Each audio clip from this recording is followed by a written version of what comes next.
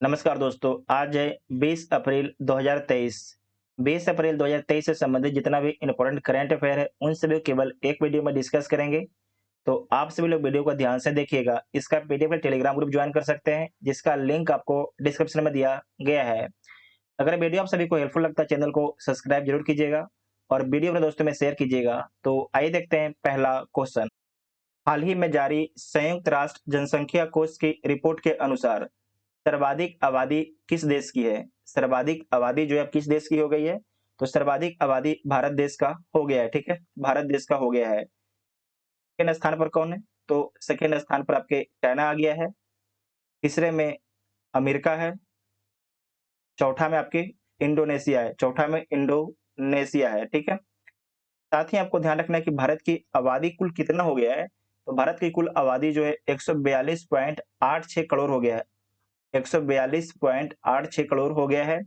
जबकि चीन की जो आबादी है 142.57 करोड़ हो गया है। इसका मतलब पूरे दुनिया में सबसे अधिक जनसंख्या कहाँ पर है?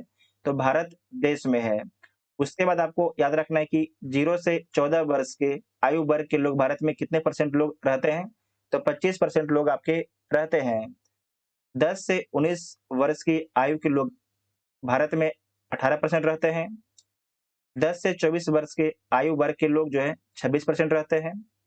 15 से 64 वर्ष आयु वर्ग के लोग 68% रहते हैं। 65 वर्ष से ऊपर 7% आपके भारत में रहते हैं। इसका मतलब कि भारत की जो आबादी है, बूढ़ा बहुत ही कम आबादी है। इसका मतलब भारत में जो है काम करने वालों की संख्या ज़्यादा है, तो सरकार इसका पॉजिटिव इस्तेमाल कर सकती है। अगर सरकार इसका पॉजिटिव इस्तेमाल नहीं करेगी, तो हमारे लिए समस्या क्रिएट हो सकता है ये आबादी भी, ठीक है?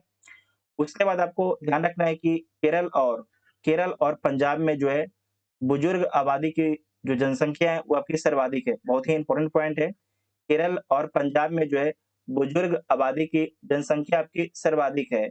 जबकि बिहार और उत्तर प्रदेश में जो है युवा आबादी की संख्या सर्वाधिक है। सबसे अधिक युवा कहाँ पर है? तो बिहार और उत्तर प्रदेश में है और सर्वाधिक जो बुजुर्ग आबादी है आपके केरल और पंजाब में है। उसके बाद समझिएगा संयुक्त राष्ट्र जनसंख्या कोष के बारे में समझिएगा। इसकी स्थापना 1967 में किया गया है। संयुक्त राष्ट्र महासभा का एक आपका अंग है। इसे आधिकारिक तौर पर जो है संयुक्त राष्ट्र जनसंख्या कोष नाम कब दिया गया है? तो 1987 में दिया गया है। 1987 में दिया गया है। और आपको याद रखना है कि state of world population report जारी करता है। कौन जारी करता है? तो संयुक्त राष्ट्र जनसंख्या कोष जारी करता है, ठीक है? उसके बाद कुछ और पॉइंट के बारे में समझ लीजिए। तो भारत में सर्वाधिक आबादी किस राज्य का है? तो भारत में सर्वाधिक जो आबादी है उत्तर प्रदेश राज्य का है। सेकंड पर कौन है? तो महाराष्ट्र है। तीसरे में कौन है? तो बिहार है। भारत में सबसे कम आबादी किस राज्य की है?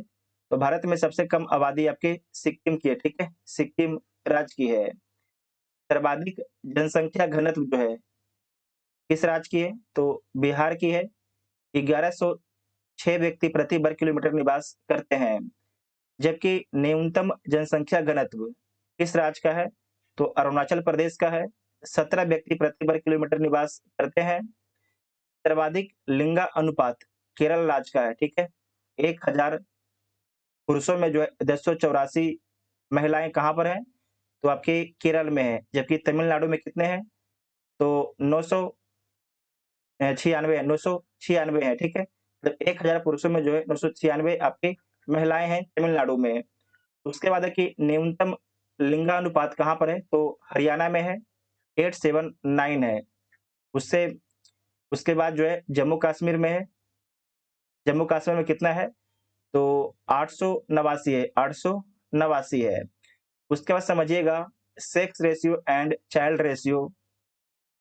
तो इसमें पहला समझना है कि सेक्स रेशियो जो है 0 से 6 वर्ष 2011 में जो है कितने लोग हैं?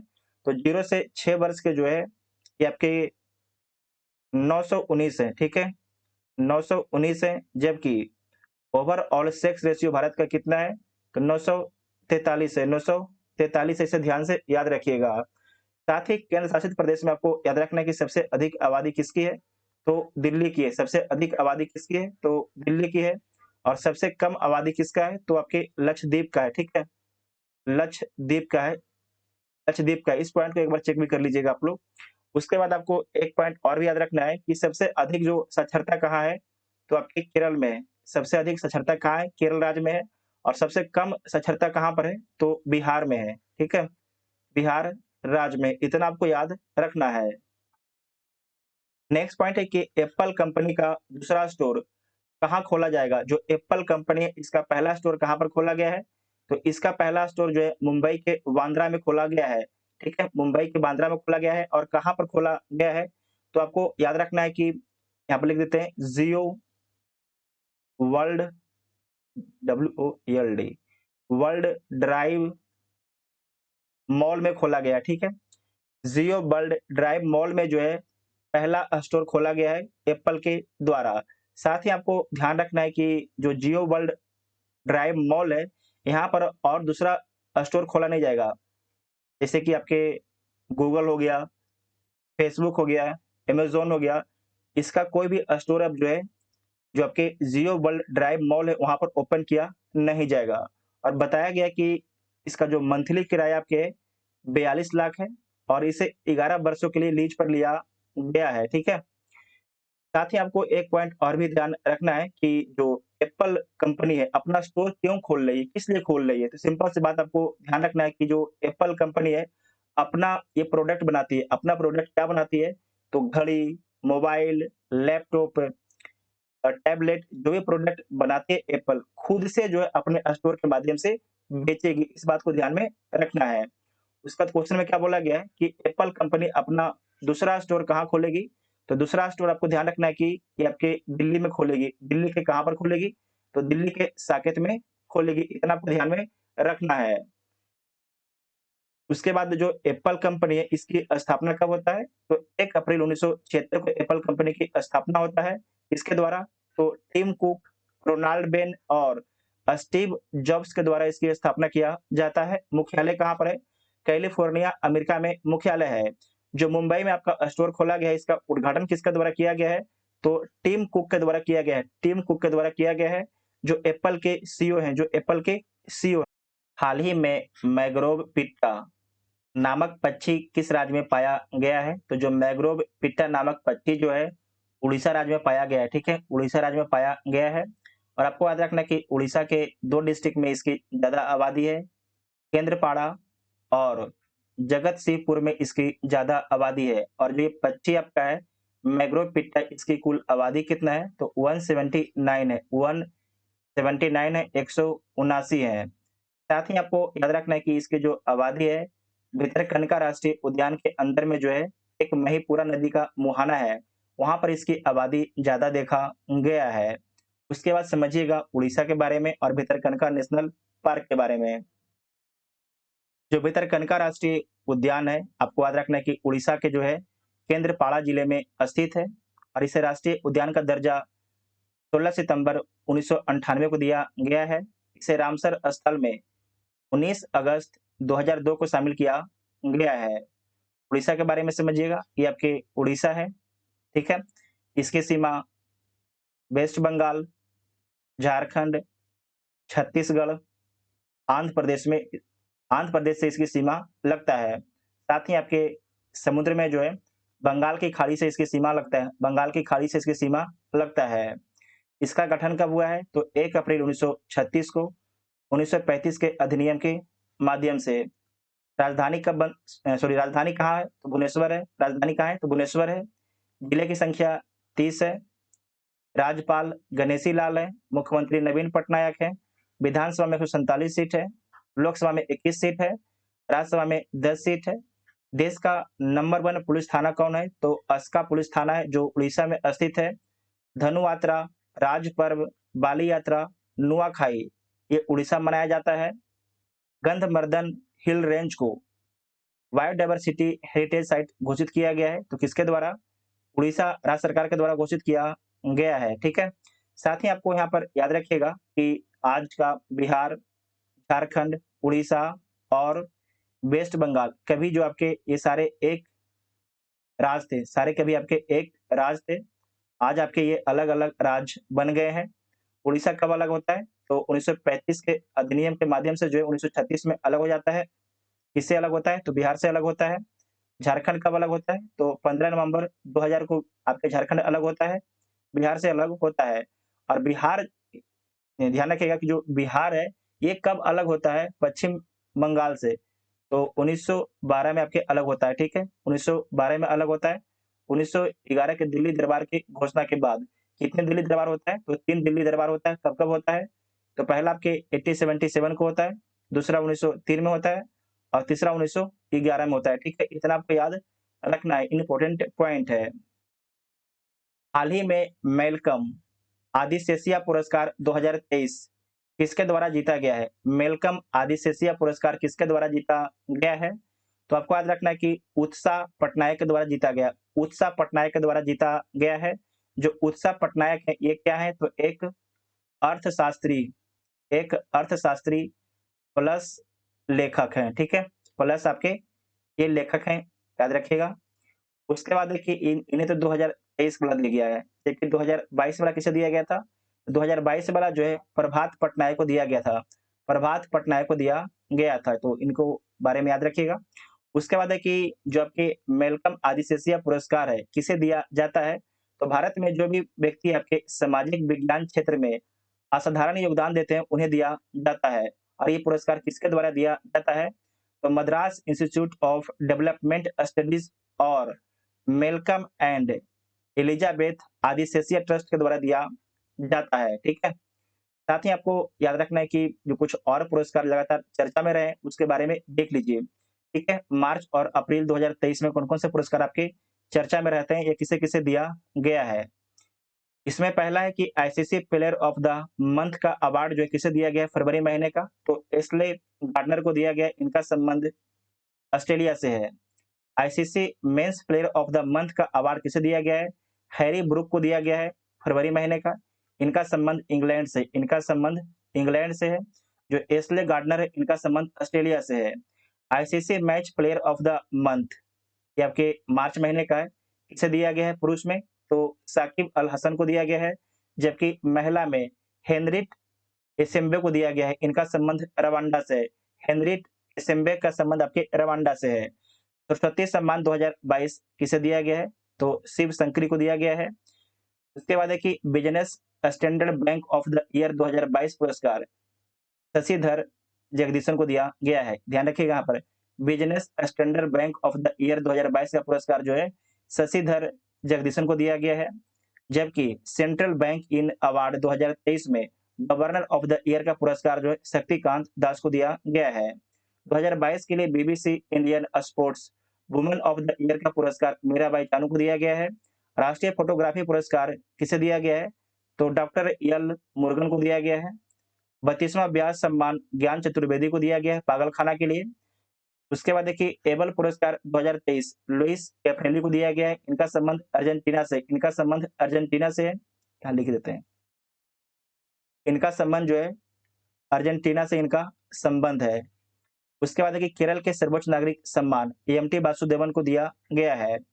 अर्जेंटीना के बारे में आपको याद रखना है कि फीफा 2022 का विजेता कौन है? तो अर्जेंटीना है। किसे हराकर? तो फ्रांस को हराकर। इसका आयोजन कहाँ पर हुआ था? तो कतर देश में इसका आयोजन हुआ था। गोल्डन बॉल किसे मिला था? तो मेसी को मिला था, ठीक है? जबकि गोल्डन बूट किसे मिला था? तो एमबापे को मिला था। एमबापे का संबंध आपके फ्रांस से है, जबकि जो मेसी है, इनका संबंध आपके अर्जेंटीना से इनका संबंध है। इतना आपको याद रखना है। नेक्स्ट है कि हाल ही में युवा पोर्टल किसके द्वारा लॉन्च किया गया है? तो जो आपके युवा पोर्टल है, ये किसके द्वारा लॉन्च किया गया है? तो डॉक्टर जितेंद्र सिंह के द्वारा लॉन्च किया गया है। डॉक्टर जितेंद्र सिंह के द्वारा लॉन्च किया गया है। जो डॉक्टर जितेंद्र सिंह के बारे में याद रखिएगा, विज्ञान और प्रौद्योगिकी मंत्री हैं और इसका उद्देश्य क्या है? तो संभावित युवा स्टार्टअप को जोड़ना और उनकी पहचान करना युवा पोर्टल का उद्देश्य है। और साथ ही आपको याद रखना है कि एक सप्ताह एक लाइव कार्यक्रम की भी शुरुआत जो है इसके द्वारा किया गया है। तो डॉक्टर जितेंद्र सिंह के द्वारा किया। ज्योतिरादित्य सिंधिया इंडिया स्टील 2023 का उद्घाटन कहाँ करेंगे? तो ज्योतिरादित्य सिंधिया जो है इंडिया स्टील 2023 का उद्घाटन जो है मुंबई में करेंगे, ठीक है? मुंबई में करेंगे। साथ ही आपको ध्यान रखना है कि जो ज्योतिरादित्य सिंधिया है कौन से मिनिस्टर हैं, तो इस्पात मिनिस्टर और नागरिक उड्डयन मंत्री कौन है, तो ज्योतिरादित्य सिंधिया है। जो आपके स्टील इंडिया 2023 है, इसका उद्देश्य क्या है, तो इसका उद्देश्य है उद्योग के नेताओं, नीति निर्माताओं और विशेषज्ञों को इस्पात क्षेत्र में नवीनतम विकास, चुनौतियों और अवसरों पर चर्चा करने के लिए एक मंच प्रदान करना इसका उद्देश्य है। ठीक है। उसके बाद नेक्स्ट पॉइंट है लीगो के बारे में समझिएगा कि जो लीगो वेधशाला है इसकी स्थापना कहाँ पर किया जा रहा है, तो महाराष्ट्र के हिंगोली में इसकी स्थापना किया जा रहा है। ठीक है। महाराष्ट्र के हिंगोली में जो है लीगो वेधशाला का स्थापना किया जा रहा है। टाटा इलेक्ट्रॉनिक्स प्राइवेट लिमिटेड ने किसे सीईओ और एमडी नियुक्त किया है? बहुत ही अच्छा सवाल है कि टाटा इलेक्ट्रॉनिक्स प्राइवेट लिमिटेड ने जो है इसे सीईओ और एमडी नियुक्त किया है, तो डॉक्टर रणधीर कुमार को नियुक्त किया है, डॉक्टर रणधीर कुमार को नियुक्त किया है। साथ ही आपको याद रखना है कि जो रत्नाकर पटनायक है इनके बारे में कि एलआईसी का नया मुख्य निवेश अधिकारी कौन है, तो रत्नाकर पटनायक है। रोजर बिन्नी के बारे में याद रखना है कि बीसीसीआई के अध्यक्ष कौन है, तो रोजर बिन्नी है, इस नंबर के 36वें नंबर के हैं।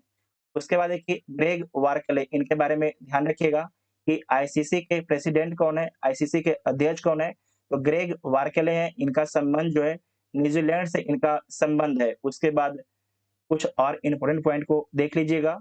मेघालय के दक्षिण गारो हिल्स जिले में मेढक की एक नई प्रजाति खोजी गई है, उसका नाम क्या है, तो उसका नाम है अमोलॉप्स सीजू, अमोलॉप्स सीजू उसका नाम है। अरुणाचल प्रदेश में जो है कैस्केड फ्रॉग, जो कैस्केड फ्रॉग है इसकी 3 प्रजातियां पाई गई है, कहां पर, तो अरुणाचल प्रदेश में। संजीवनी जो प्रोजेक्ट है, संजीवनी परियोजना है, किस राज्य सरकार के द्वारा लॉन्च किया गया है, तो हिमाचल प्रदेश राज्य सरकार के द्वारा लॉन्च किया गया है।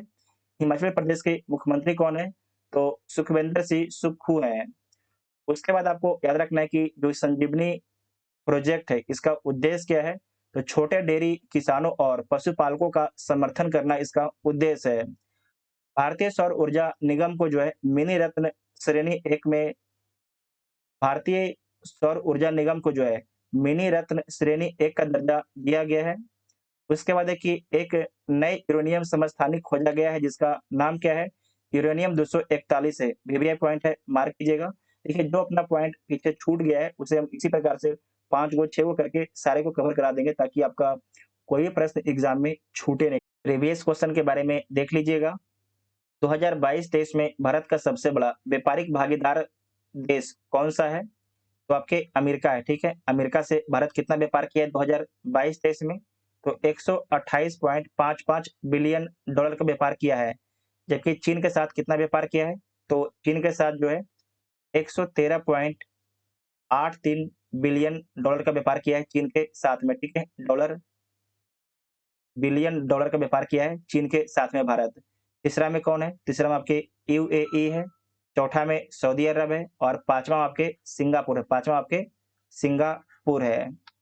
और इस प्रश्न का उत्तर आप सभी को कमेंट बॉक्स में देना है, तो आप सभी लोग कमेंट बॉक्स में इसके बारे में जरूर बताइएगा। ठीक है।